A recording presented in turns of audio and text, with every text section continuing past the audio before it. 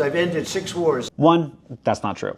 2, he's really trying to get that Nobel Peace Prize. Someone's thirsty for it.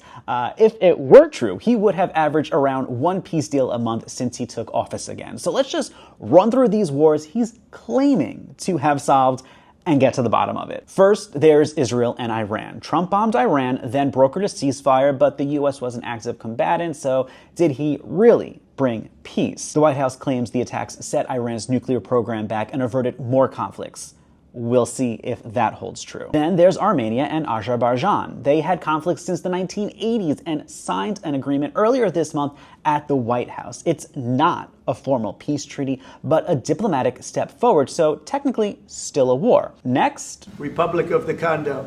I'm assuming he meant Congo and Rwanda. Yeah, they have fought for years and signed a peace agreement that was brokered by the White House in June. However, both sides are now accusing each other of violating the agreement after new attacks and building up their troops. Moving to India and Pakistan. In May, the rising tensions over the Kashmir region came to a head when India attacked Pakistan after a terrorist attack. A full and immediate ceasefire was announced by Trump that month.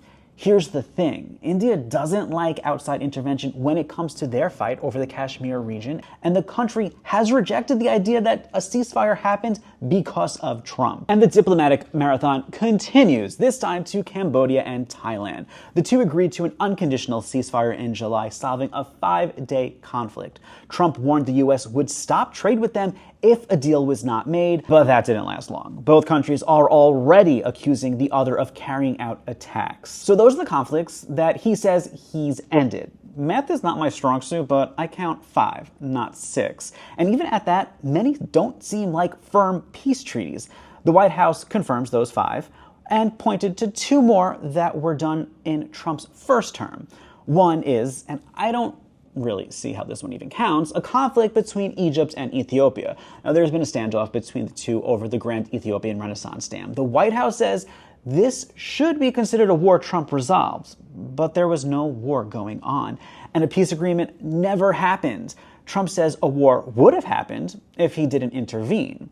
Meanwhile, Ethiopia accused Trump of enticing war, and the countries are still negotiating use of the dam. And the other, Kosovo and Serbia. Kosovo got its independence from Serbia in 2008, but Serbia didn't recognize it, which led to conflicts. Trump brokered a limited peace agreement with the two nations in 2020.